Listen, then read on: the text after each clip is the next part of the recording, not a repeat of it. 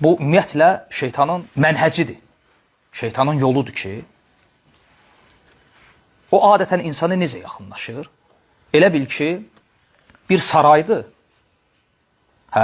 Sarayın, məsələn, 100 qapısı var.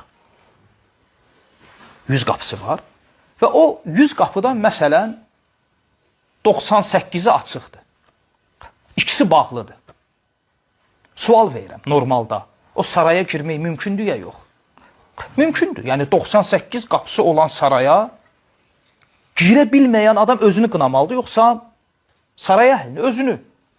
Amma şeytan sənə həmişə gəlib o bağlı 2 qapı var, onu göstərəcək. Şeytanın metodu budur.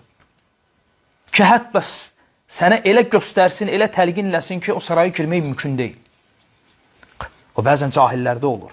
İbadətə gəlmək istəyir və ya ümumiyyətlə ona şeytan gəlib elə çətin göstərir. Sən ibadətə başlasan, filan şeyi etməyəcəksən, filan şeydən məhrum olacaqsan.